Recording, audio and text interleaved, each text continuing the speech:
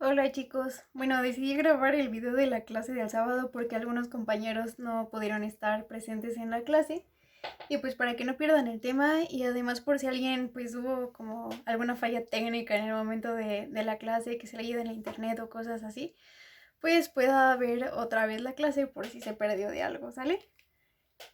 El tema de ese día era organelos membranosos. Un día antes habíamos visto a uno de ellos que era el núcleo.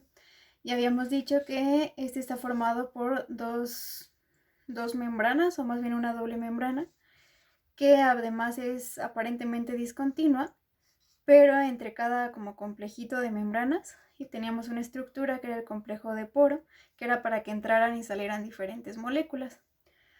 También habíamos visto que aquí teníamos a nuestro nucleolo, que se encargaba de la síntesis o bueno, más bien de los genes que codifican para elaborar ribosomas, los cuales son organelos no membranosos, pero que son muy importantes. También veíamos que adentro del núcleo yo tengo algo llamado cromatina, que es un complejo de DNA con proteínas. Y había dos tipos, ¿no? Heterocromatina y ocromatina. Específicamente la heterocromatina era muy condensada, es decir, que no estábamos como transcribiendo el DNA, no estábamos queriendo duplicarnos para darle vida a otra célula. Entonces esta se encontraba distribuida en tres regiones.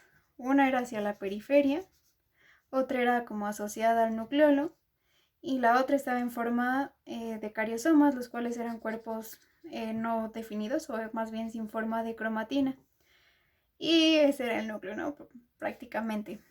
Pero dijimos algo muy importante y es que su membrana nuclear externa se asociaba o se continuaba con otro organelo que se define como una secuencia de sacos aplanados y que en estas como crestitas que se le forman tiene a otro organelo asociado, los cuales se llaman ribosomas, son los ribosomas. Y este organelo se llama retículo endoplásmico rugoso en medicina y creo que en todos lados se abrevia como RER. ¿Sale? Y vamos a empezar a ver como las características del RER. Vamos a ponerlas aquí. Características. La primera, como ya lo mencioné, es que se continúa con la membrana nuclear externa, es decir, con la parte de afuera de esta membrana doble. Otra característica es que, pues al estar asociado a ribosomas, tiene como forma de tiene como puntitos. De hecho, en la fotomicrografía del microscopio electrónico de transferencia se alcanzan a percibir como granulaciones dentro de esta estructura o sobre ella. Por eso, yo puedo decir que este es un organelo granular. Granular porque está asociado a ribosomas. Otra característica es que es muy basófilo. Como vieron en las tinciones, cuando yo tiño a alguna célula tengo un componente ácido y uno básico. Nuestra tinción ordinaria es con H y E, es decir, hematoxilina y eosina. Y el complejo básico es la hematoxilina. Ahora, ¿por qué este es muy basófilo? Tiene lógica. Porque esto funciona como las cargas de los imanes, que positivo siempre atrae al negativo, siempre las cargas opuestas se atraen. Aquí adentro de los ribosomas, que son estructuras que me sirven para la síntesis de DNA, pues es obvio que adentro hay ácidos nucleicos, ya sea ADN o ARN. Ambos son ácidos. Por eso es que van a atraer principalmente al componente básico de nuestra tinción. ¿Sale? Y otra característica es que va a estar muy desarrollado en células secretoras. ¿Por qué? Porque las células que van a secretar, es decir, que dentro de ellas van a formar alguna proteína, alguna biomolécula, dentro de ellas, pues la van a transportar hacia otro lado, pero esas moléculas principalmente siempre son proteínas o neurotransmisores. Y para yo poder fabricar esas proteínas necesito buscar en mi cadena de DNA el gen que codifica para tal proteína. Y es decir, me estoy metiendo con ácidos principalmente ADN. Y pues para sintetizar o duplicar esa cadena necesito pues la ayuda del ARN. Por eso es que está muy relacionado o muy desarrollado en células secretoras. Ahora vamos a ver un poquito de sus funciones. Dentro de las funciones del retículo endoplásmico rugoso tenemos a la síntesis de proteínas. Pero hay unas proteínas específicas, solamente o casi solamente voy a sintetizar proteínas de secreción. ¿A qué me refiero con secreción? Me refiero a que esas proteínas que yo sintetice, es decir, aquí está como la maquinaria, la fábrica de proteínas, pero esas proteínas que se elaboran aquí tienen que salir de la célula, no se van a quedar en esta misma, porque las proteínas que se quedan dentro de la misma célula que las produce son pues sintetizadas por unos organelos que se llaman ribosomas libres. Estos no están asociados al retículo endoplásmico rugoso. Por eso este nada más sintetiza las proteínas que van a salir. Otra es que puede sintetizar proteínas y lípidos de la membrana celular. ¿Sale?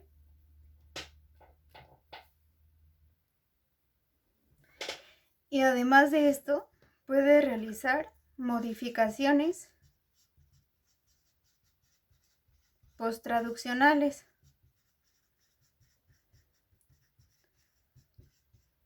Esto se ve un poquito más en bioquímica, pero ya van a ver que cuando yo sintetizo una proteína, le puedo hacer ciertas modificaciones para que ésta lleve a cabo su función. Una de ellas se llaman hidroxilaciones, es decir, que yo le pego un grupo hidroxilo a mi proteína. Esto sirve ya sea para darle como el tiempo de vida, por ejemplo en el eritrocito. Más bien el eritrocito sabe cuándo es que se tiene que morir, porque hay una proteína específica en su membrana que cuando se acaba, es decir, a esos grupos hidroxilos que están pegados en su membrana, se le asocian azúcares.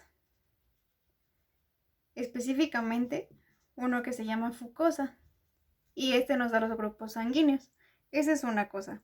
La otra era lo que les decía de la muerte de las proteínas. No solamente pasa en el eritrocito, sino en todas las proteínas. Cuando yo marco una proteína con alguna molécula, en específico una que se llama manosa 6-fosfato, la proteína sabe que ya está viejita y que por lo tanto se tiene que ir a otro organelo a que se degrade. Esta es otra modificación posttraduccional. Además puedo llevar a cabo sulfataciones, es decir, agregar grupos sulfidrilo, me parece que se llaman, o sulfatos, a las proteínas. O también puedo llevar a cabo glucosilaciones, que se refiere a esto que les comentaba de los eritrocitos. ¿Va? Esos son nada más algunos ejemplos.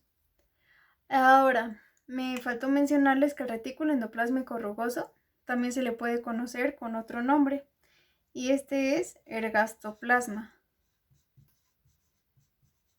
Lo pueden encontrar de ambas maneras, o en sus exámenes se los pueden poner pues de cualquier manera, porque a veces lo que buscan es como que no poner tan obvio que es el red y les ponen esta cosa que es ergastoplasma, pero ustedes tienen que saber que es lo mismo.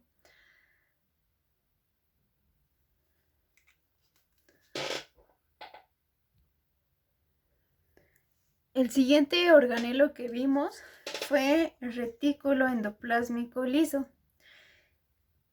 Este se divide como unos túbulos cortos y este no tiene ribosomas. Se ven unas estructuras pues más o menos así, pero en el microscopio ya van a ver. Les voy a pasar la presentación que vimos ese día de imágenes, pero en el microscopio de transferencia te saca de onda porque pues tú dices es retículo endoplásmico liso, pues ha de ser una cosa lisa, ¿no?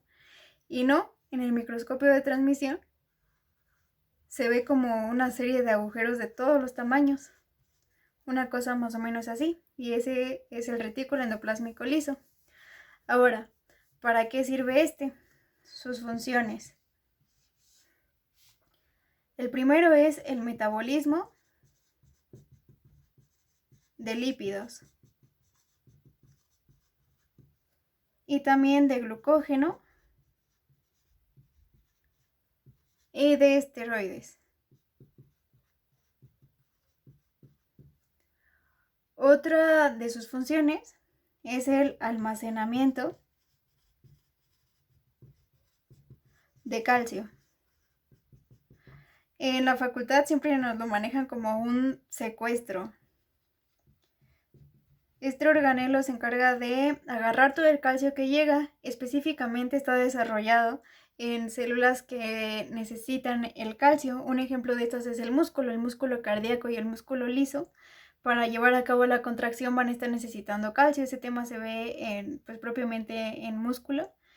Pero en este órgano, es decir, en corazón y en músculo, que es otro tipo de tejido, yo no lo voy a llamar retículo endoplásmico liso. Ahí se va a llamar retículo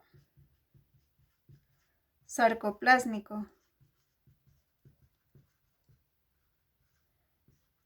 Y van a verlo después que todo lo que se asocia a músculo lleva el término sarco, ya sea sarcolema, sarcosoma, se refiere a la mitocondria y al citoplasma de esta fibra, de este tipo de célula que es la muscular. Pero lo importante es que sepan ahorita que el REL en el músculo se va a llamar retículo sarcoplásmico y ahí va a llevar la función de almacenar calcio. Este nada más es un ejemplo. Además va a estar muy desarrollado en los hepatocitos, es decir, en la célula funcional del hígado, porque va a ayudar a la detoxificación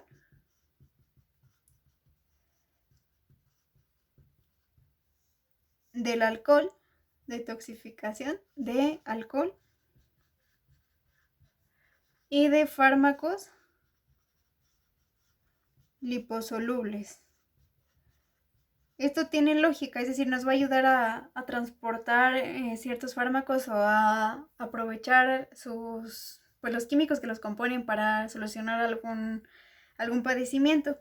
Tiene lógica porque lleva a cabo el metabolismo de lípidos. Por lo tanto, si yo le doy a mi paciente un fármaco que sea liposoluble, el retículo endoplásmico liso es el que se va a encargar de su aprovechamiento. Y pues en hepatocitos vamos a ver que se procesa el alcohol mediante una enzima que tiene, que se llama alcohol deshidrogenasa y se encarga de procesar como tal el alcohol, ya que pues no es normal que nosotros produzcamos o tengamos en nuestro organismo tanto alcohol. Y además se lleva a cabo en él la síntesis de hormonas esteroideas.